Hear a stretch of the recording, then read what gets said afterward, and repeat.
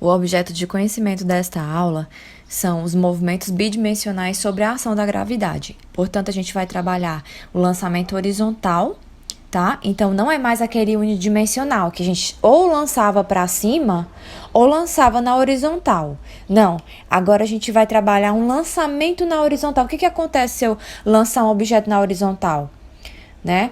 E a gente vai trabalhar o lançamento oblíquo, que é um lançamento do tipo parabólico, tá? Vocês vão perceber que vocês já fizeram esse movimento várias vezes, inclusive vários jogadores de vôlei, basquete. Vocês mesmos já tentaram fazer, já fizeram. Isso é muito presente na nossa vida. Então, a gente vai estar contemplando aí a aula 3 e a aula 4, que do roteiro 12 faz parte aí. Lá na seção de atividades propostas, vocês vão perceber que nós temos um cronograma a ser seguido. E essas aulas fazem parte dessa semana, tá? Que é a primeira semana do roteiro 12 e a próxima semana seria a nossa última semana do roteiro 12, ok? Portanto, gente, o movimento bidimensional, nós temos aí lançamento horizontal. Esse jogador de futebol americano tá fazendo um lançamento horizontal. E nós temos aqui um lançamento oblíquo, tá? Que é um lançamento parabólico, ok?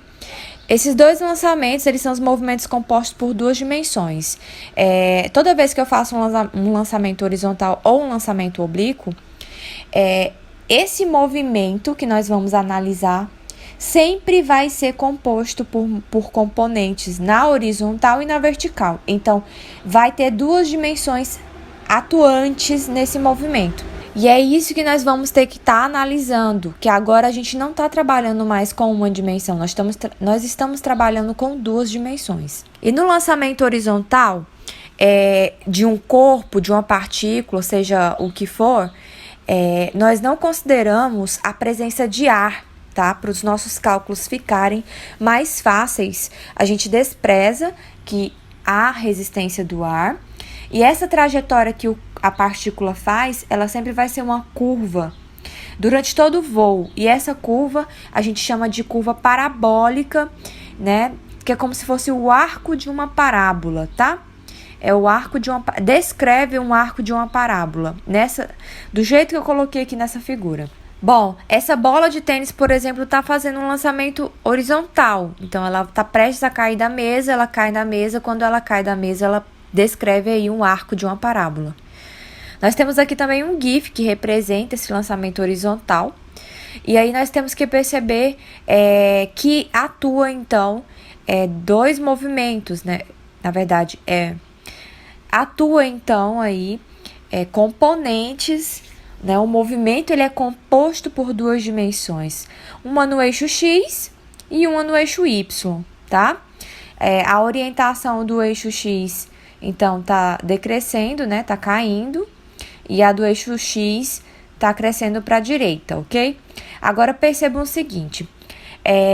Como é bidimensional, nós estaremos trabalhando, então, com vetores. E eu já falei sobre vetores para vocês, mas a gente vai sempre dar aquela recapitulada no assunto. E aí, vocês percebam que a velocidade, ela é uma grandeza vetorial e ela é representada por uma seta, tá?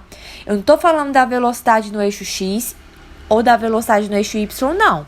Eu tô falando da velocidade resultante. Essa velocidade resultante, ela é composta por velocidades nas componentes X e Y. Então, o movimento aqui é bidimensional.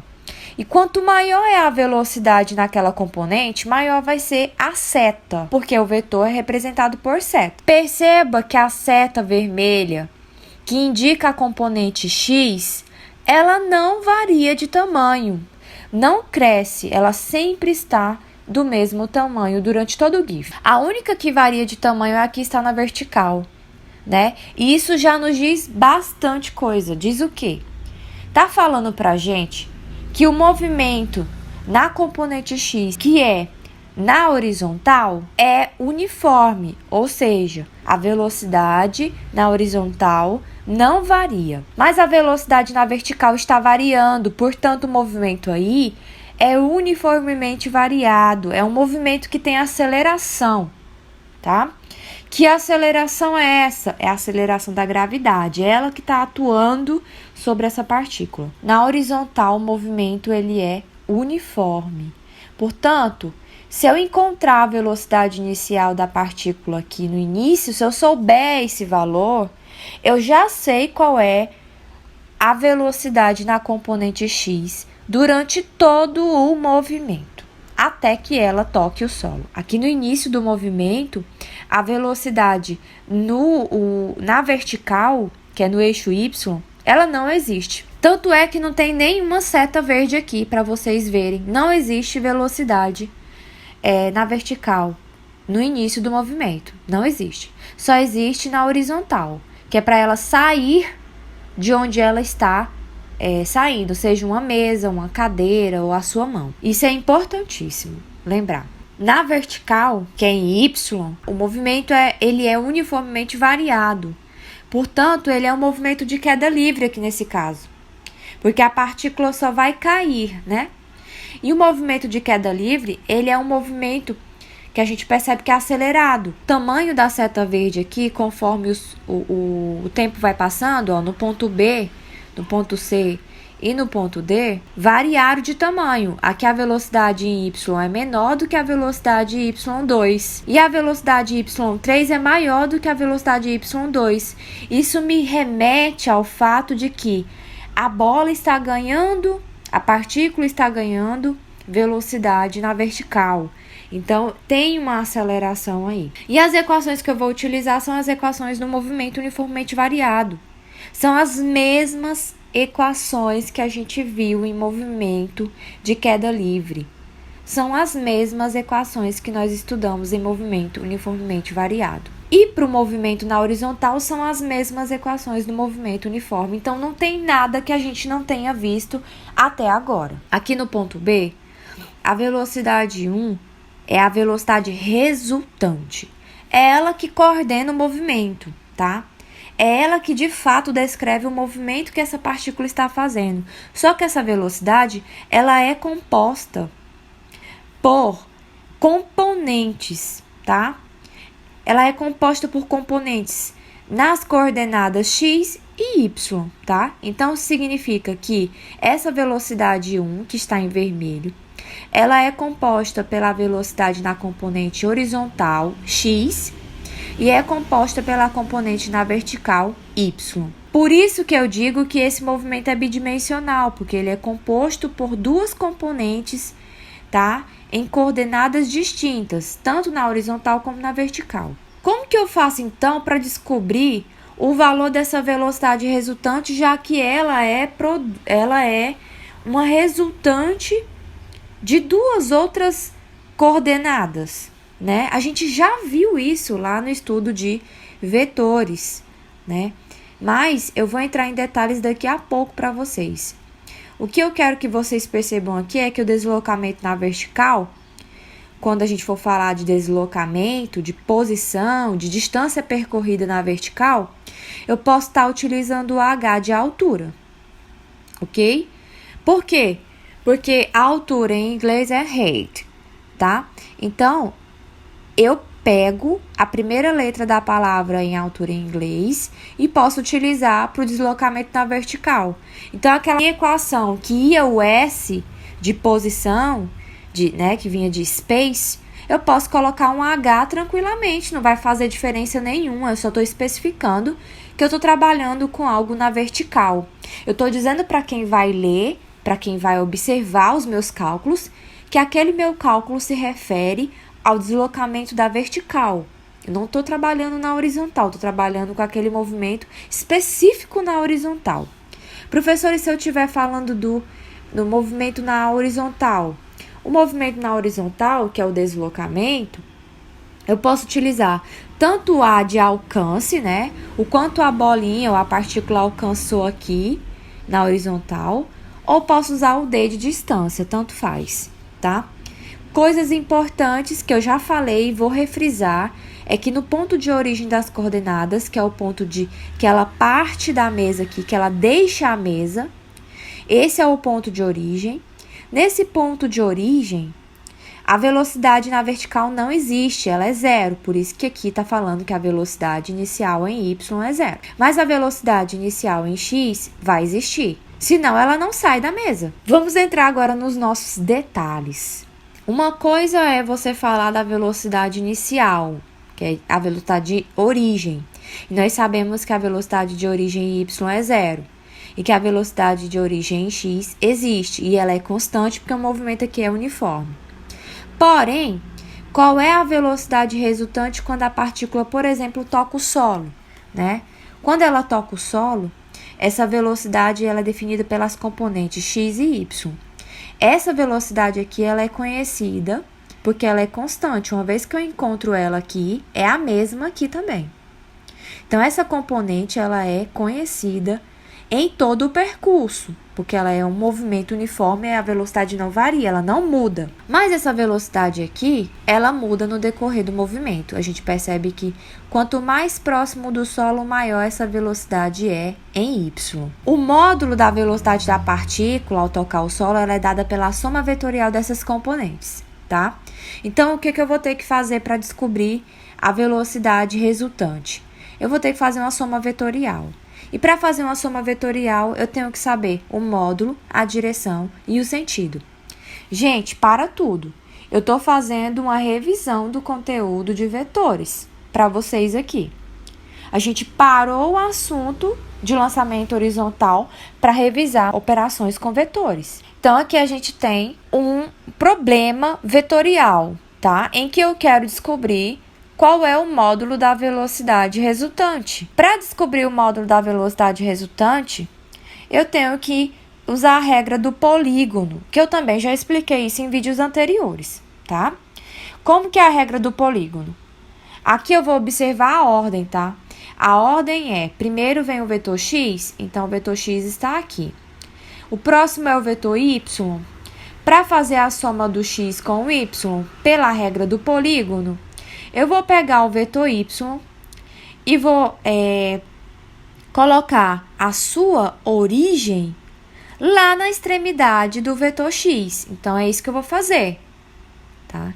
Colocando a origem do vetor y na extremidade do vetor x, eu fiz um polígono. Observem, então, que nós formamos aí um triângulo retângulo, tá? E esse triângulo retângulo tem um ângulo.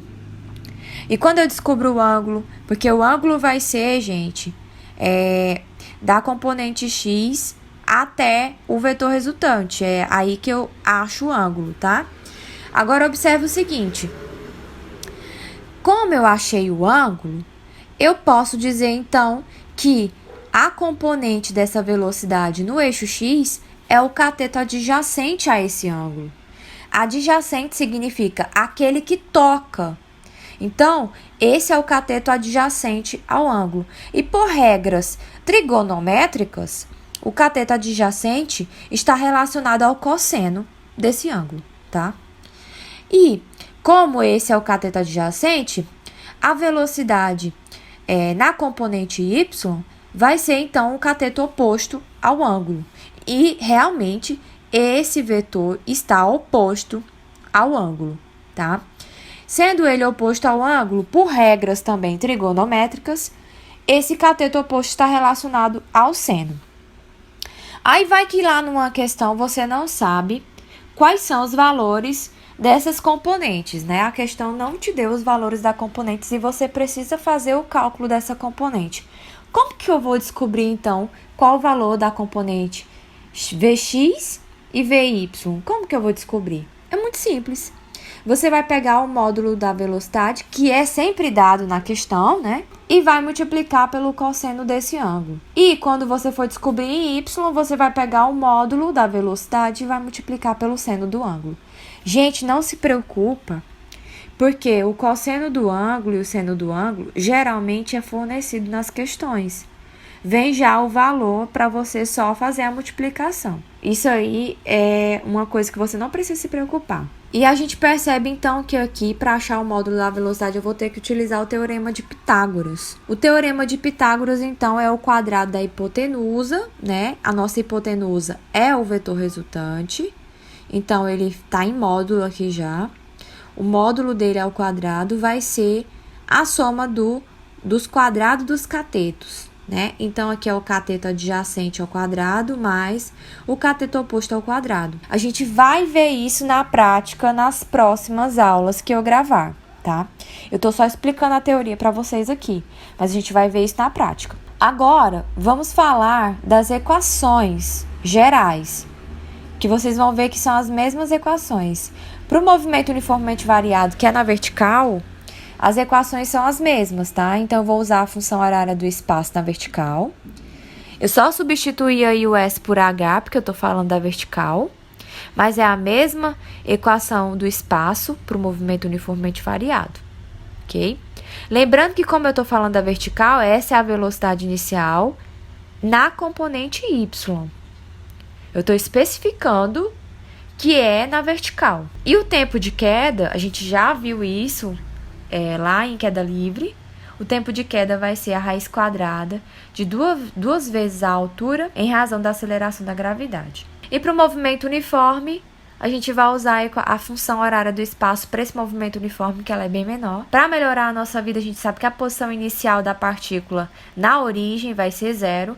E aí, em vez de colocar S de espaço, a gente vai colocar D de distância, porque é o alcance que ela consegue aqui com esse movimento. Então, a distância alcançada vai ser a velocidade inicial na componente x, porque a gente está falando do movimento na horizontal, vezes o tempo de queda dessa partícula, tá? Porque eu estou considerando o tempo no início aqui 0, e à medida que ela vai caindo, o tempo vai decorrendo, e quando ela chega aqui no solo, eu tenho o tempo de queda. Bom, então fica dessa forma. Ah, mas e se eu não tiver o tempo de queda? Eu substituo, então, aquela equação do tempo de queda aqui, e a equação fica dessa forma. Professora, são muitas equações. A gente só conhece as equações se a gente praticar, se a gente fizer várias questões. Realmente, não dá para decorar esse tanto de coisa. A gente tem mesmo que praticar. Bom, e agora vamos falar do lançamento oblíquo para a gente terminar nossa aula de hoje. O lançamento oblíquo, ele é muito mais completo, né? Por quê? Porque ele tem várias situações que você pode estar analisando. Você pode analisar, por exemplo, o início do lançamento. Você pode analisar durante a subida. Você pode analisar o ápice do voo. Você pode analisar durante a descida. Ou você pode analisar ao tocar o solo, que a gente também chama de ao chegar na mesma altura do lançamento, tá?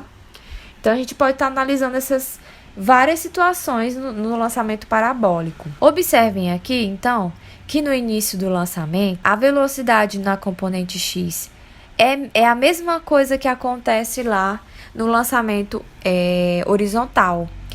Essa velocidade não varia. Então, no decorrer do movimento inteiro, a gente sempre vai ter a velocidade na componente x igual, ou seja, constante, tá? Por isso que ele coloca aqui, ó, a velocidade em x nesse ponto 2 é a mesma velocidade que você tem lá no início, em x. A velocidade em x nesse ponto é a mesma velocidade que você tem em x lá no início, tá? O que que muda aqui é a velocidade na componente y, isso vai mudar. Por quê? Porque na subida, o movimento ele é retardado. Quando você tem um movimento retardado, a tendência da partícula é desacelerar. Ela vai parar. Em algum momento ela vai parar. Então, perceba que aqui a velocidade em y está menor do que a velocidade em y aqui no início, tá? E quando ela chega no ápice do voo, a velocidade em y se anula. E, gente, perceba que a velocidade da partícula em y aqui, nesse ponto 3, é a mesma situação da partícula quando ela está em cima da mesa no lançamento horizontal. Quando ela está em cima da mesa para sair da mesa no lançamento horizontal, a velocidade em y também não existe. E olha, observe o seguinte, daqui do ponto 3 para o ponto 5, nós temos o lançamento horizontal, é a mesma situação de queda livre. Se é a mesma situação de queda livre, você já estudou isso aqui. Lá em lançamento horizontal, acabamos de ver. E você já sabe que conforme ela vai caindo, a velocidade na vertical vai aumentando de valor, ó, vai aumentando. Contanto que quando ela chega aqui no ponto 5, a velocidade na vertical aqui é máxima, tá? É máxima. E aí, a velocidade em x não varia, como eu falei, ela é constante, tá? Outra coisa interessante, que ninguém fala, mas eu vou falar, é que o módulo da velocidade quando ela toca no solo, bem aqui, quando ela toca no solo, o módulo, tá? Tô falando do vetor resultante, o azul.